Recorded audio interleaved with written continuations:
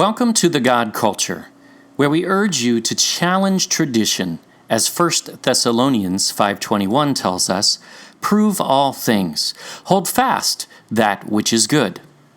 We do not intend to be confrontational, but to compare what the Bible really says versus the traditions of men which Jesus himself rebuked.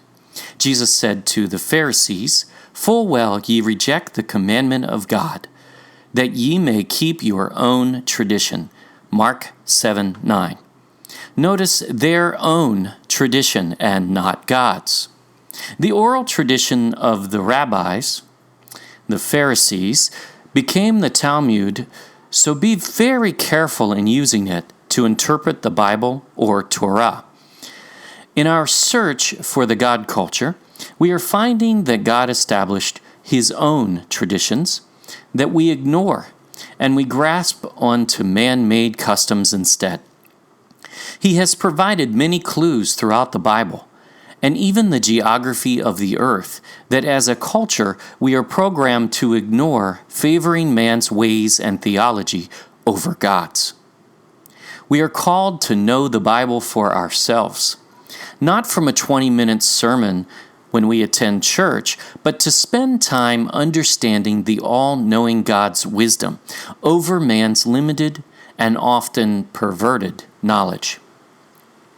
Although we are not attempting to offend anyone, as this is done in love, we warn you that we will tell the truth as we find it, and we will withhold nothing from you.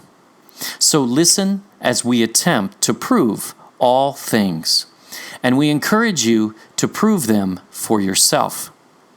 This teaching is the first of our Solomon's Gold series.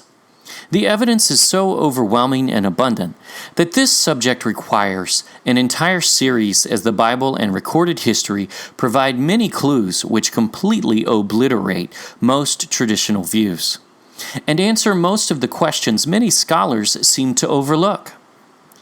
This is why it is your responsibility to read and study the Bible for yourself, so you cannot be deceived even by well-meaning people. Jeremiah 33:3 says, "Call unto me, and I will answer thee, and shew you great and mighty things, which thou knowest not." And Proverbs 3:5 and 6 tells us, "Trust in the Lord with all thine heart, and lean not unto thine own understanding. In all thy ways acknowledge him, and he shall direct thy paths." The Bible was not meant to be absorbed in sound bites, and the modern approach to scholarship is ineffective because we do not take the time to really understand the Bible. Even though if you read a few passages before or after, or parallel passages, it often interprets itself. God has planted hints everywhere, and this account is a perfect example. As you will see, this topic progresses to the clarifying of our understanding in many different arenas, leading all the way back to the river that flowed from Eden, correcting the journey of Jonah, and setting straight once and for all the occult-written, accepted story of the Queen of Sheba. Through these twists and turns, you will discover the ancient land of Solomon's Gold, which has just recently begun fulfilling Jesus' prophecy regarding its place in the last days. This is exciting, so hold on to your seat and get ready for a wild ride of truth, as this land is no myth, but is real as the nose on your face. Our journey begins in Tel Qasil, modern-day Tel Aviv, Israel, in 1946, just after World War II. An archaeological dig discovered an ancient pottery shard with an inscription. It was written in Hebrew around 1000 BC and reads, "Gold of Ophir 2 or 4, Beth Horon, 30 shekels." This evidence confirms the physical existence of the land of gold called Ophir. as well as 2 Chronicles 8:5, crediting Solomon with the building of Beth Horon. The historians who try to say Solomon never existed just simply have not bothered to look for any evidence. But how does this tie together? 1 Kings 9:26 through 28. And King Solomon made a navy of ships in Ezion-Geber, which is beside Elath, on the shore of the Red Sea, in the land of Edom. And Hiram sent in the navy his servants, shipmen that had knowledge of the sea, with the servants of Solomon. And they came to Ophir and fetched from thence gold, 420 talents, and brought it to King Solomon. Note, Solomon built a new navy just to go to Ophir. Hiram, king of Tyre, which is in Phoenicia, led the navy for Solomon, which also had Solomon's servants from Israel serving with him. But Solomon had kings of foreign lands bringing him gold every year. Why would he need to acquire more gold? Because in building portions of God's temple, Solomon wanted to use the best gold. Ezion-Geber was on the Red Sea on the east side of the Sinai Peninsula. Wait, if Solomon wanted to go west, wouldn't he have used one of Tyre's already existing ports on the Mediterranean Sea? Or even build one in Israel on the Mediterranean as well? No. The wisest man who ever lived would not have increased his trip by more than 4 times in order to go around Africa to get to the west, when he could have used existing ports to go there. No, he was heading east.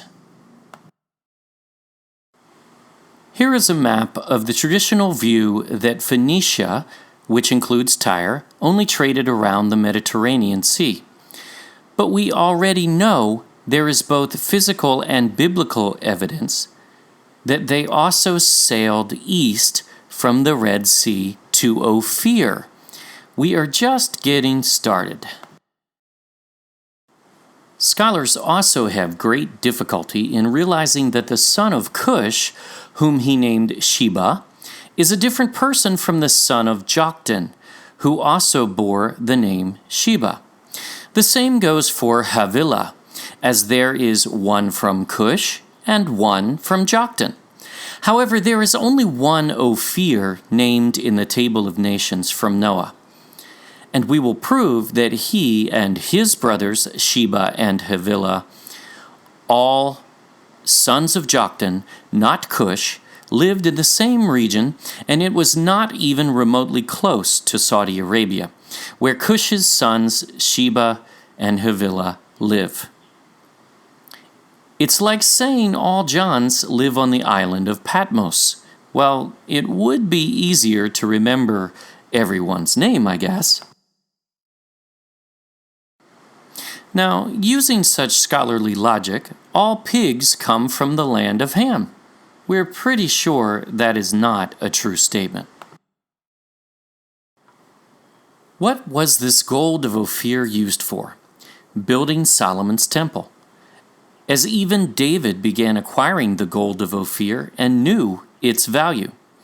1 Chronicles 29:4. Even 3,000 talents of gold, of the gold of Ophir, and 7,000 talents of refined silver to overlay the walls of the houses withal. This is the passage where David donated 3,000 talents of his own personal treasury to the temple project. This gold also came from Ophir. We are not suggesting that Solomon did not use any other gold other than that of Ophir, but the Bible calls out Ophir for a reason. Now, Ophir was actually a person listed in the Table of Nations after the flood.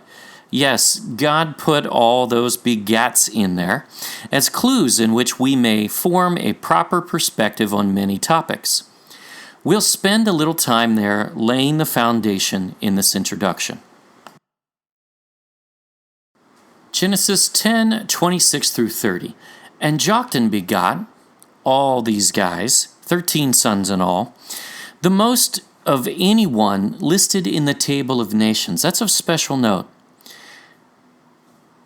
But he begot Sheba and Ophir and Havilah and Jobab.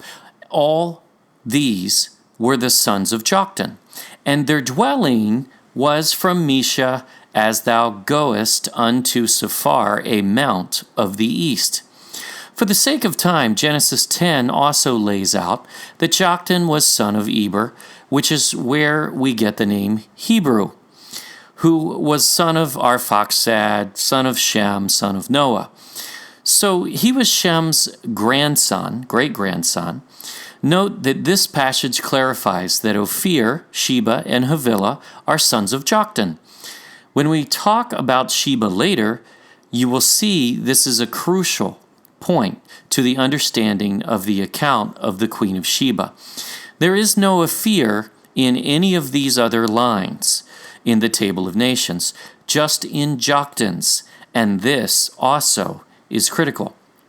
Also, notice the Bible is clear. They lived from Mesha and headed east from there. After the dispersion of the Tower of Babel, the sons of Eber, Joktan and his brother Peleg, separated at Mesha. Joktan headed east. Peleg headed west and fathered the Israelites through Abraham, Isaac, and Jacob. Joktan is never heard of again throughout the Bible. Or is he? Mesha is the origin from ancient Hebrew of a place in Iran called Mashhad, which is the beginning of the Silk Road to the Orient. Mesha means departure, because it is where Joktan departed from the caravan with Peleg. In Persian, Mashhad or Meshed, when using it as an adjective, means resembling a network or interlocked and interacting.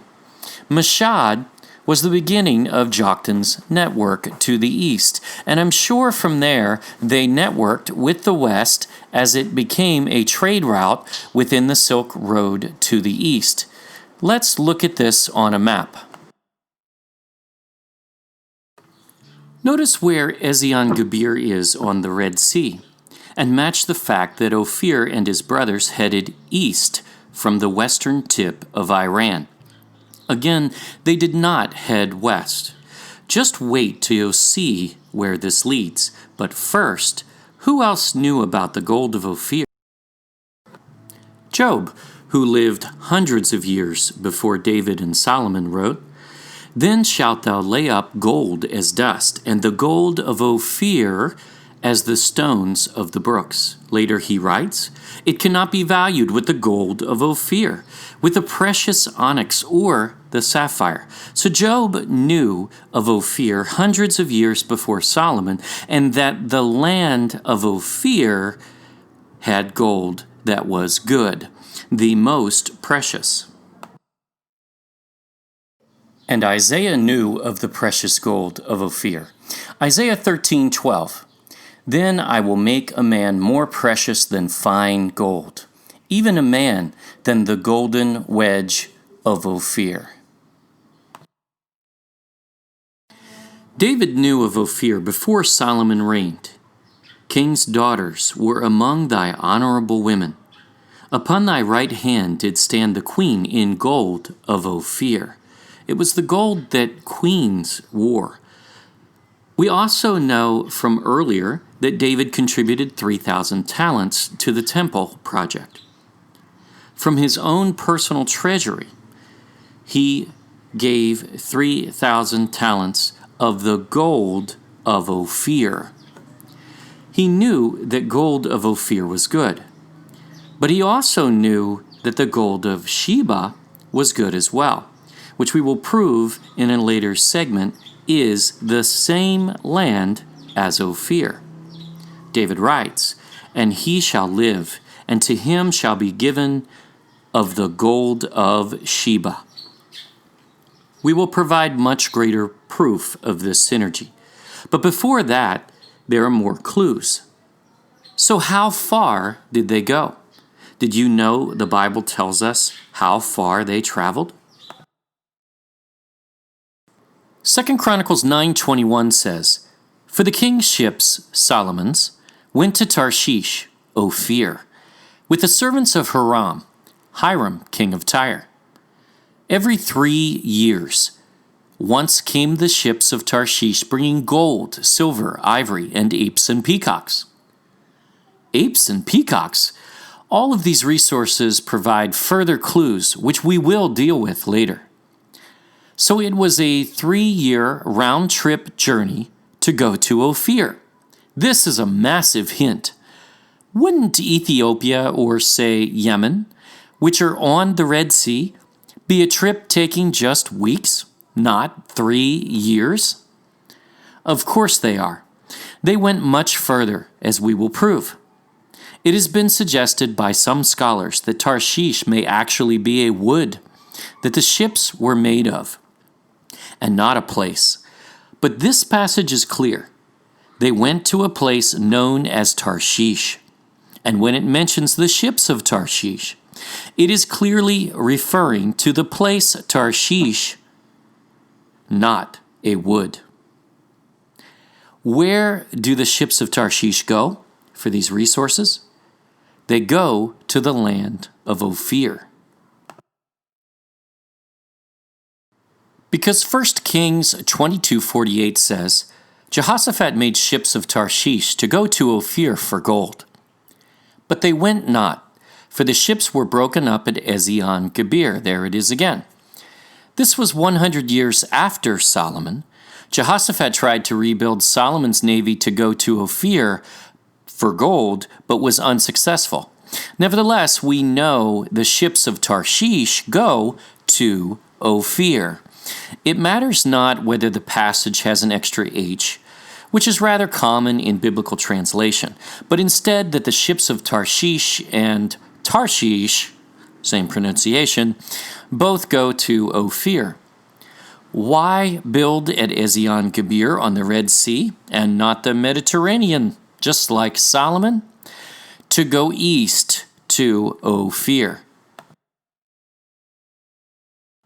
We're going to whip through some other supporting scriptures, as there are many. Psalm 48:7, "Thou breakest the ships of Tarshish with an east wind." Why east? Because the ships of Tarshish go to Ophir, which is in the east. But wait, there's more. Jeremiah 10:9, "Silver spread into plates is brought from Tarshish." Ezekiel 27:12, "Tarshish was thy merchant by reason of the multitude of all kind of riches. With silver, iron, tin, and lead, they traded in thy fairs." Tarshish is in the same area, and its resources are much the same as Ophir. Isaiah 60 verse 9 says, "Surely the isles shall wait for me, and the ships of Tarshish first, to bring thy sons from far, their silver and their gold with them." It's rather inept to say that Tarshish is Tartessus, Spain, when it's not even an island, whether alone isles. Yet, this is the common position of many scholars according to Wikipedia. Not to mention the ships of Tarshish go east from the Red Sea port, not west. Don't worry, we will get to the story of Jonah and the whale, in which the geography of the traditional position of Tarshish doesn't even make logical sense, nor does it add up. We will cover this in an entire video, setting the story of Jonah straight. Ezekiel 38:13, "Sheba and Dedan, and the merchants of Tarshish, with all its villages, will say to you, Have you come to capture spoil? Have you assembled your company to seize plunder, to carry away silver and gold, to take away cattle and goods, to capture great spoil?" Sheba and Dedan are in the same area as Tarshish and Ophir. How could this be? Sheba is brother of Ophir, as we saw earlier. And Dedan is brother of Tarshish, as you will see, along with other scriptural support. The land of Ophir is made up of several territories rich in resources. We will vet this out further, but are there more clues as to the direction of Ophir? 2 Chronicles 3 verses 6 and 7 says, "Further he adorned the house, the first temple of Solomon, with precious stones, and the gold was gold from Parvaim. He also overlaid the house with gold, the beams, the thresholds, and its walls, and its doors, and he carved cherubim on the walls." Hold on. Was God confused? We read earlier that the temple was overlaid with the gold of Ophir, and now it says Parvaim? This is a clue that God planted for us to find. Parvaim is not a city or an island. It's a direction. Smith's Bible Dictionary defines the Hebrew word Parvaim as Oriental regions, derived from Sanskrit purva, Orient, or Eastern, and is a general term for the East. God is giving us directions. Could there be more? Here we go again. Jeremiah 10:9. "Silver spread into plates is brought from Tarshish, and gold from Upaz, the work of the workman and of the hands of the founder. Blue and purple is their clothing. They are all the work of cunning men." Daniel 10:5. In Daniel's vision, Daniel writes, "Then I lifted up mine eyes, and looked, and behold, a certain man clothed in linen, whose loins were girded with fine gold of Upaz." God does it again. Upaz is defined as fine gold, gold of Pisan. Wait, I remember Pisan as one of the rivers that flowed from the river from Eden.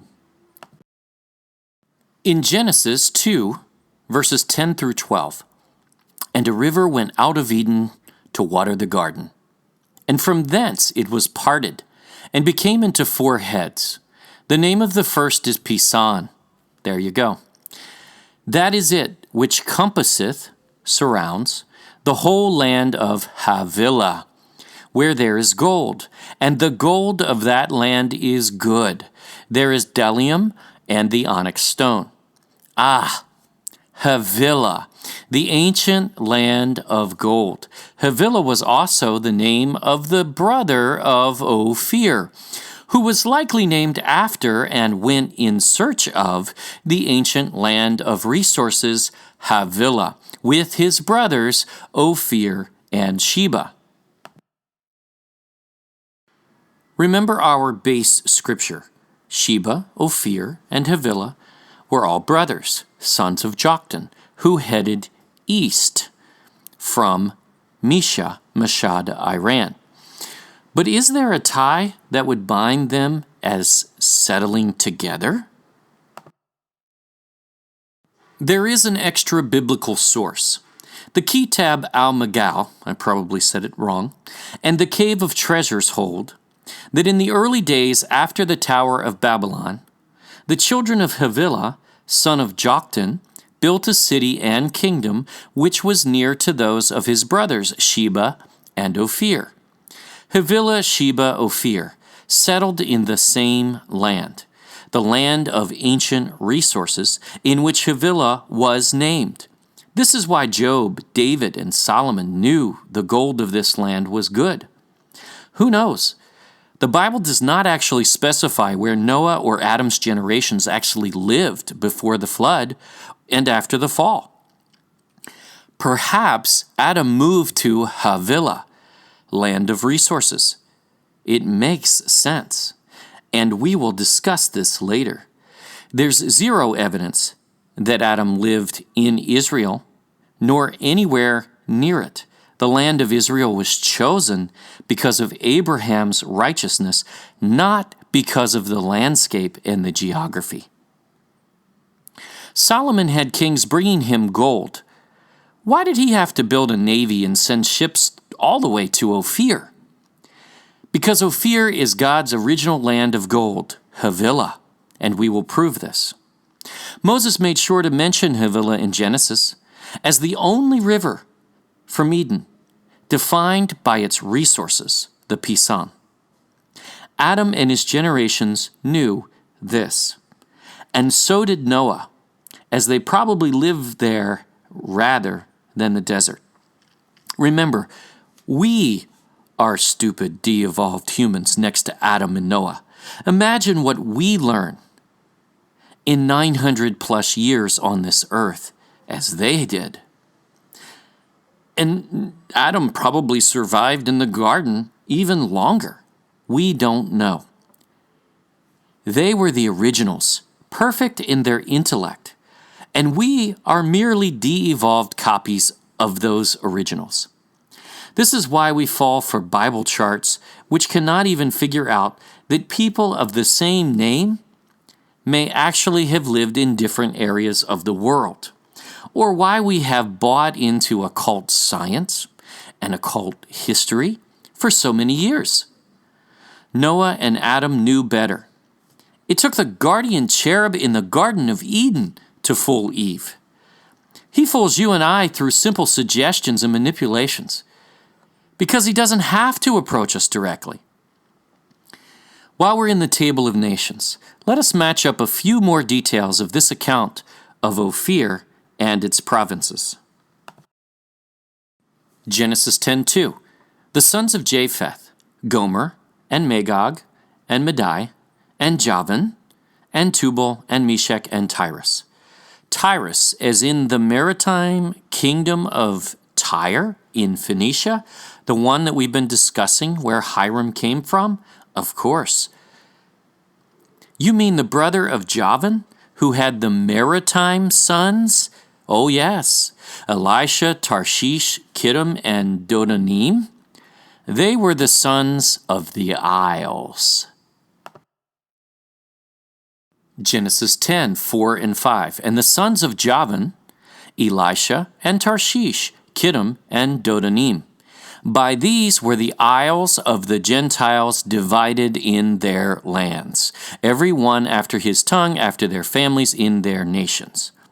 So this is how the sons of Javan joined the sons of Joktan, who headed east. They caught up later in their search for the land of resources, Havilah, but Ophir, Sheba, and Havilah had already rediscovered it. Here is where the name Tarshish came from, and there are other areas of trade mentioned in different accounts of Tyre, suggesting partners with the isles of Elisha, Kittim, and Dedan as well.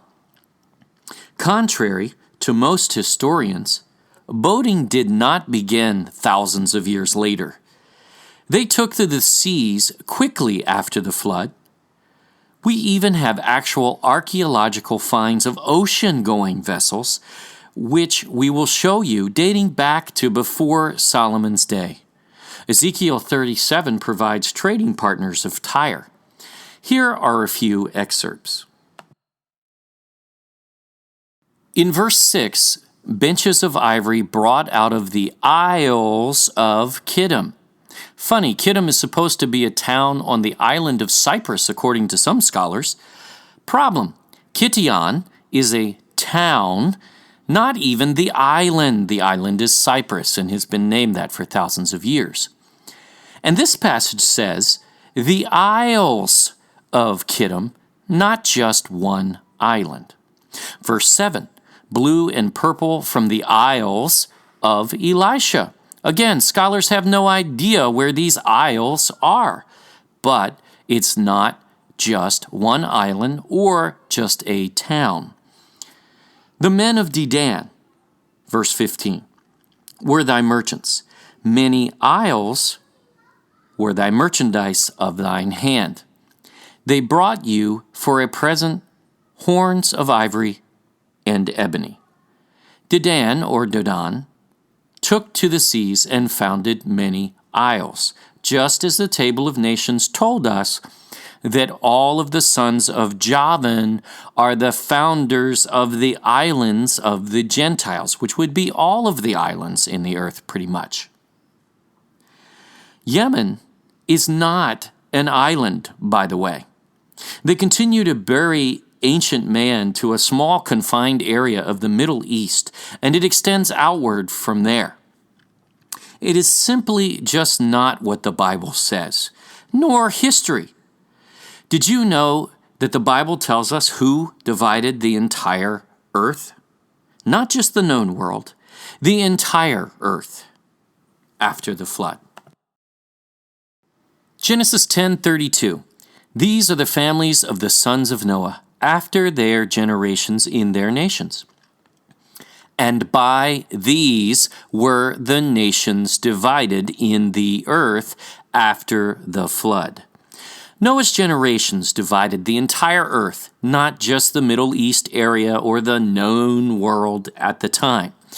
Noah was 600 years old and smarter than us, and came from a society that clearly was worldwide prior to the flood, as we found similar architecture and hieroglyphs all over the earth that have much in common. We know that just doesn't make sense. They did not wait until the Roman, Greek, or Persian empires, and most especially not the Europeans, to begin boating. This is why when Columbus discovered America, there were already people there, meaning he discovered nothing. It was already discovered. Same with the Spanish who discovered the Philippines, an ancient land far older than the nation of Spain. This is a backwards mindset, which holds us back. In fact, the Bible even tells us when the earth was divided by the Table of Nations. Genesis 10:25. And unto Eber were born 2 sons. The name of the first was Peleg, for in his days was the earth divided. And his brother's name was Joktan, who we've been talking about. How could they divide the earth in just 4 generations? Because they had boats and explored the entire world, especially looking for Havilah, the lost land of gold and resources, of course. Isaiah 41, verses 1 and 2. Keep silence before me, O islands, and let the people renew their strength. Let them come near, meaning they're far. Then let them speak. Let us come near together to judgment, keyword. Who raised up the righteous man from the east. Verse 3. He had not gone with his feet. Why? Because he went by boat. Verse 5. The isles saw it and feared. The ends of the earth were afraid and drew near and came. Where are the isles? East, far, to the ends of the earth. They are righteous men who stand in judgment. Wait, this too sounds all too familiar to something Jesus said.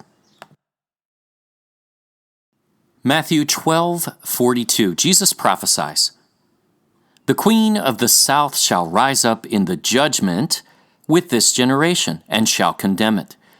For she came from the uttermost parts of the earth to hear the wisdom of Solomon. A parallel verse in Luke 11:31 reads, She came from the utmost parts of the earth. Same thing. Dude, Jesus just busted the move. If Sheba was in Ethiopia or Yemen, would that have been considered uttermost or utmost parts of the earth in Jesus' day? We will show you actual maps from that era, when Jesus was speaking, that include the Pacific Islands at the ends of the earth, by the way. Jesus knew what he was talking about. But here's another scripture. Isaiah 42:10. Sing unto the Lord a new song, and his praise from the ends of the earth. Ye that go down south to the sea, and all that is therein, the isles and the inhabitants thereof. Wait a minute. Isles to the south, at the ends of the earth, who love to sing. Who could this be? You'll see. But here's more support from Scripture. Jeremiah 25, 22, 23. And all the kings of Tyrus and all the kings of Sidon, and the kings of the isles which are beyond the sea, Dedan, and Tema, and Buz, and all that are in the utmost corners. The isles that are beyond the sea, you say? In the utmost corners? Jeremiah 31:10. Hear the word of the Lord, O ye nations, and declare it in the isles afar off. Isles afar off? Do you see a pattern here? They are talking about the special land, the Isles of Ophir, which we will prove is ancient Havilah, land of gold and resources. Psalm 97:1. Let the multitude of isles be glad thereof. Ezekiel 27:3. And say unto Tyrus, O thou that art situate at the entry of the sea, meaning Ezion Geber, which are the merchant of the people for many isles. So we have multitude of isles. We have many isles. These are all clues of Ophir, and there are even more scriptures we will not include in this session. So, we know Ophir is a real-life land of good gold, bdellium, and onyx after the flood, whose resources were used to build Solomon's temple, named after Ophir, son of Joktan, who headed east into the Orient, which was a 3-year journey for Solomon's navy, who lived near his brothers Sheba and Havilah. These were not Cush's, Ham's sons, but descended from Shem and Eber, Hebrew. Ophir is where the ships of Tarshish travel to get good gold, the best gold. Was referred to as the isles, afar off, beyond the sea, many, multitude of islands, where Javan's maritime sons Tarshish, Kittim, Dedan, Dodan, and Elisha also settled, likely in search of Havilah, because it was the ancient land of resources since the days of the Garden of Eden, which we will prove. We also know Ophir is the land of post-flood gold and resources. Sheba is in the land of Ophir, and we'll prove this further. Parvaim is in the direction of Ophir, Orient, east. Upaz is Ophir, because it's the gold of the Pison River, Havilah. Tarshish, Kittim, Dedan, and Elisha are in the land of Ophir. Havilah was the land of pre-flood gold, now known as Ophir. So we are looking for a place with lots of islands, with lots of names, 3 years' journey to the east of the Red Sea, beyond the Arabian Sea, known as the Indian Ocean today, surrounded by an ancient river that had the resources acquired by Solomon's navy, that has Hebrew hints hidden in its culture, whose history has been erased. We hope you enjoyed this reflection, and always remember to prove all things. Thank you for watching. Watch our Progressive Solomon's Gold series on our YouTube channel or at thegodculture.com.